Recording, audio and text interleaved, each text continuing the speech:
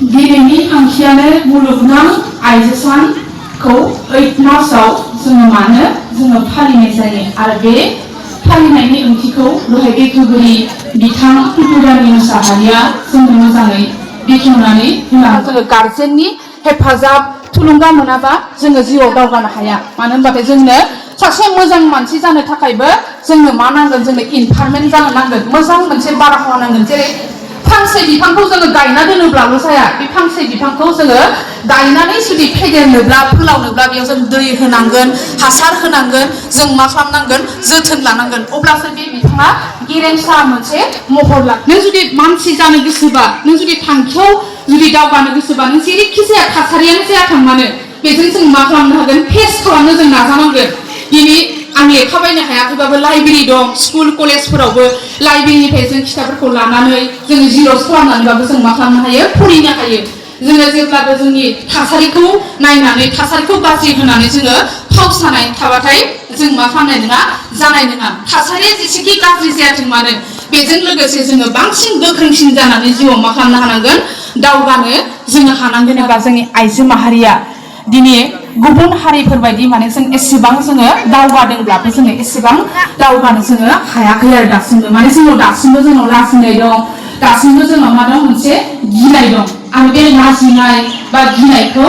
जोङो मा खालामनांगोन गोसोनिफ्राय जोङो मा खालामनांगोन होखारनो जोङो हानांगोन आरो बे गोसोनिफ्राय जोङो होखारनो जुदि हायोब्ला अब्लानो जोङो जिखुनु जायखिजाया परिस्थितियानो जायाथों माने जों मा खालामनो हागोन बेयाव जोङो फेस खालामनो हागोन आरो बेखायनो आइजो माहारिया जुदि सासे गोख्रों आइजो महरै गसंथानो गोनां जायोब्ला जोंनि गोसोआ जोबोद सहायसुलि जानांगौमोन सहायसुलिबो जानांगोन सहायनोबो हानांगोन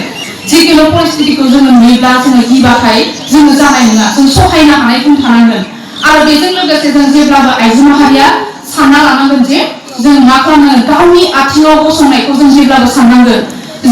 जों साननो नाङा दे दसे फरायखांनायनि उनाव मोजां साख्रियावला हौवाजों हाबा जाबानो आंनि लाइफआ बिराद मोजाङै थांगोन बेखौ जों मालाबाबो जोङो मा साननो नाङा मानो होनबा जों जेब्लाबो निजेनि आथिङाव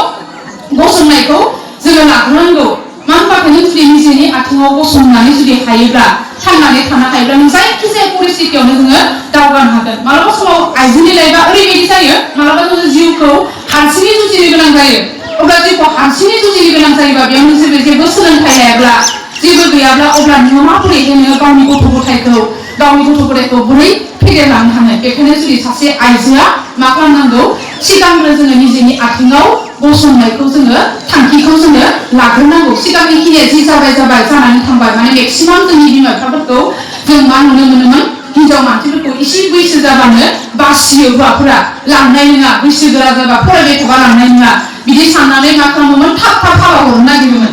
थाब हाबा हरोब्लाथाय मा जायो थाब हाबा हरोब्लाथाय बिमा बिफानि बिबाना जोब्बाय बिदि होनानै माने मोनसे साननानै लानाय मोनसे हुदा दंमोन आरो जों आइजो माहारिया माबायदि जानांगोन बा माबायदि गोख्रों जोङो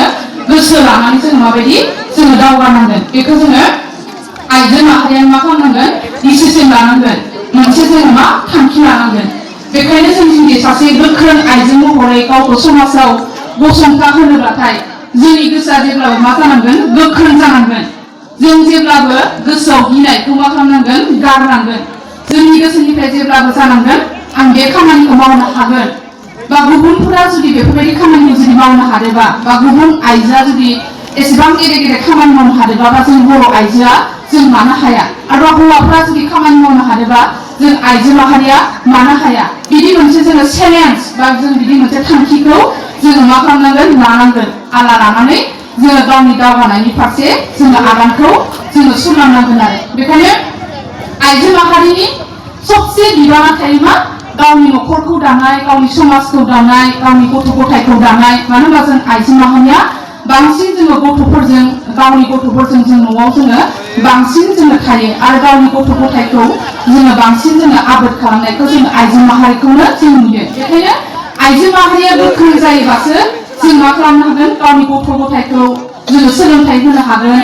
जोङो समाजाव सासे मोजां मानसि जोङो खालामनो हागोन अब्ला जोङो सासे गथ'खौ जुदि मोजां खालामनो गोनांब्ला बा सासे फरायसाखौ जुदि जोङो मोजां खालामनो गोनांब्ला अब्ला जोङो जोंनि साननाय हनाया जोबोद गुवार जानांगोन जोबोद गोथौ जानांगोन जोङो रेजें गोसो लानानै जोङो हान्थियोबा लामाखौ हान्थियोबा जोङो जानाय नङा बेखायनो आं दायो बांसिन फरायसानि गासै गार्जेनफोरानो बेयाव नुजाथि फैनायखौ आं जोबोद गोजोननाय मोनदों। मानो होनबाथाय जोंनि मेक्सिमाम मा जायो बर' फरायसानि बिमा बिफाफोरा मा खालामो माने बिदि मिटिं लेङोबा मा लेङोबाथाय जोङो मा बारा फैनायखौ जोङो नुनो मोना। नाथाय आं बे सिखोना बर' गोजौ फरायसालि बेखायनो जों टिचारनि बाथ्राखौ मानिनांगौ बयबो फरायसुलि उन्दै उन्दै गथ'फोरा आरो बेजों लोगोसे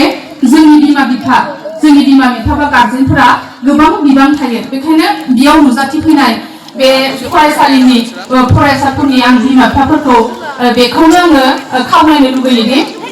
गावनि गथ'खौ जोङो फरायसालियाव जोङो हरोब्लाल' जाया। फरायसालियाव हरनायजों लोगोसे बियो मा बिथिङाव एसे लोरबां दं, बबे बिथिंखि बियो एसे लोरबां जानानै दं बेखौ जों जेब्लाबो टिचारफोरजों मा खालामनांगौ कमिउनिकेसन खालामनांगौ, रायलायनांगौ। माबायदि खालामदों बा माबायदि जोंनि गथ'फ्रा फैनानै स्कुलाव दुस्थ' खालामदोंना फरायदोंना फरायाखै बेफोरखौ जोङो मा खालामनांगौ टिचारजों जोङो रायलायनांगौ। आरो जेब्ला जोङो टिचारजों जों बेफोर बाथ्राखौ जोंनि गार्जेनफोरा रायलायगोन अब्ला जोंनि गथ'फोरनि उइकनेस पइन्टखौ जों मा खालामना मोनो जोङो मिथिनानै मोनो। अब्ला मिथिनानै मोनोबाथाय जों मा खालामनो हायो गावनि गथ'खौ जोङो न'आव थांनानै जों मोजांहाय जों मा खालामनो हायो जोथोन लानो हायो। जेरै जों दा नुनो मोनो इंलिश मिडियामाव फरायनाय बा प्राइभेट स्कुलाव फरायनाय गथ'फोरखौ जोङो बांसिन जोथोन लानायखौ जों नुनो मोनो। बिसोरखौ जेब्लाबो स्कुलाव थाङोब्लाथाय नेनानै थानाय बा बिसोरनि जानाय लोंनायनिफ्राय लानानै गाननाय जोमनायनिफ्राय लानानै जोङो बांसिन जोङो जोथोन लानायखौ जों नुनो मोनो। अब्ला बिसोर बेफोरबायदि जुदि जोथोन लायोब्ला अब्ला जोंनि बे सरकारि स्कुलाव फरायनाय गथ'फोरखौ जों मानो जोथोन लानो हाया? बेनिफ्रायबो जों मा खालामनो हायो मोजां मानसि जों जानो हायो। मानो होनबा मानसि मोजां जानाया बा गावखौ देरहासार खालामनानै लानो हानाया बे प्राइभेट स्कुल बा सरकारि स्कुल बेजों खोथा गैया। गाव मोजां जानांगोन। गाव मोजां जायोब्लाथाय जोङो मोनसे फिसा जोङो सरकारि स्कुलनिफ्रायबो जों मा खालामनो हायो जों गेदेर मानसि जानो हायो। गावनि थांखिया गोख्रों जानांगोन। आरो जों जुदि गावनि थांखियानो जुदि गोख्रों जायाबा जोङो जिमान प्राइभेट स्कुलाव फराय जिमान जोङो लन्डनाव फराय जों मा जानो हाया जों मोजां जानो हाया। गावनि थांखियाव जों दावगानो हाया। बेखायनो जों जुदि मानसि मोजां जानोब्ला बा गावनि थांखियाव जोङो दावगानोब्ला सिगांग्रो जोङो मा गाव मोजां जानांगोन। गावनि थांखिखौ जाफुंहोनो नाजानांगोन जाहाथे जोंनि फिसाया उनाव जों माबा मोनसे जानानै जुदि थैनानै थाङोब्लाबो जों गुबुनाव बिना जानो नाङा, गुबुनजों नासयजानो नाङा। बेफोरबायदि मानसि खालामनो थाखाय जों मा खालामनांगौ जोङो टारगेट जोङो लानो नांगौ आरो आं बेखौनो जोङो आइजो माहारिखौ बा गार्जेनफोरखौ आङो हास्थायो आरो माने गावनि फिसाफोरखौ जोङो हिनजाव होननानै जोङो फरायहोआलासिनो गुबुननियाव थांगोन, गुबुननियाव हाबा जाबाथाय जोंखौ नायफिननाय नङा बिदि होननानै गोबां गार्जेनफोरावबो दाबो बिदि साननाया दं। हिनजावसा मानसिफोरखौ बारा फरायहोनो नाङा, बिसोरो साख्रि मोनोबाबो गुबुनाव जा हाबा जाहैनानै थांगोन, फैसा थाखा खरसा ओरैनो थांगोन होननानै गोबां गामियावबो बेफोरबायदि गार्जेननि साननायखौबो आं नुनो मोनदों आरो हिनजावनि फिसाखौलाय मा फरायहोबाय थानांगौ, बिसोर गाबोननो हाबा जागोन, हाबा जानानै जोंनि खरस पातिया ओरैनो थांगोन होननानै बेफोरबायदि साननाय आङो गार्जेनखौबो आं जोंनि समाजाव जोङो नुनो मोनदों। जाहाथे बेयाव नुजाथि फैनाय गार्जेनफोरा बेफोरबायदि मालाबाबो साननो नाङा, बेफोरबायदि थिंकिंखौ मालाबाबो लानो नाङा। मानो होनबाथाय जों हाबा जानानै थाङोब्लाबो हिनजावनि फिसाया अरायसम बिमा बिफाखौ जों नागारखाया, नायफिनखायो जोङो, साननाय हनाया थाखायो आरो बेखायनो जों जेब्लाबो हाबाखौ जों एसेबां इम्परटेन्ट जोङो साननो नाङा। जोङो जेब्लाबो बिसोरखौ मानसि दाबोनायखौ निजेनि आथिङाव गसंहोनायखौ जोङो जेब्लाबो जों साननांगौ आरो आं बेफोरखौबो आङो खावलायनो लुबैयो जोंनि दा गार्जेन फरायसा फोरनि बिमा बिफा बेयाव दंफैयो जाहाथे नोंसोर गथ'फोरखौ मबाइलनिफ्राय एसे गोजानाव दोन। मानो होनबा जों ओरैबायदि नुनो मोनो माने दा जों नुनो मोनो गथ'फोरा एसे डिस्टार्ब खालामो, मा खालामबा मबाइलखौ होना दोननानै माने खामानि मावबाय थायो। जाहाथे बेफोरबायदि खालामा। मानो होनबाथाय मबाइलखौ जे सासे गथ'आ नायो अब्ला नायनाय लोगो लोगोनो मबाइल मोनाबा ओंखाम जाया, मबाइल मोनाबा आं दुगैया, बिदि होनाय परिस्थितिखौबो आङो समाजाव आङो नुनो मोनलांबाय। अब्ला मबाइलखौ जुदि उन्दैनिफ्रायनो जुदि एसेबां जुदि बाहायबाय थायोबा नायबाय थायोबा बे उन्दै गथ'फोरनि फरायनाय समाव मा जालांगोन आद्रि जालांखायनो आं मुलुगनां आइजो सानाव बेखौनो बयखौबो आइजो माहारिखौ खावलायो जों जेब्लाबो गोख्रों जानांगोन आरो जोंनि गोसोआ हमथानो हानाय जानांगोन, सहायसुलि जानांगोन आरो जायखिजाया परिस्थितिजों जोङो दावगानो हानाय गोसोखौ लानानै जोङो दावगालांनो जोङो नाजानांगोन। अब्ला जोंखौ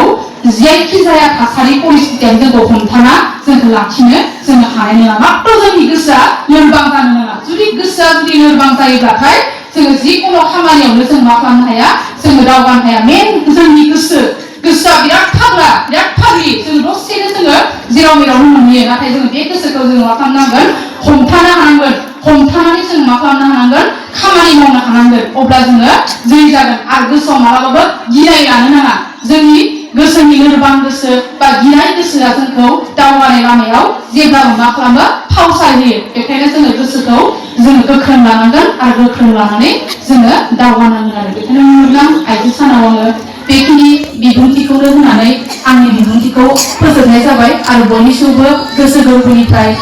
गोजोन हामलायनाय बा खुलुमनायखौ जासिहरनानै आंनि बिबुंथिखौ बेखिनियावनो फोजोबनाय जाबाय गोजोन्थों।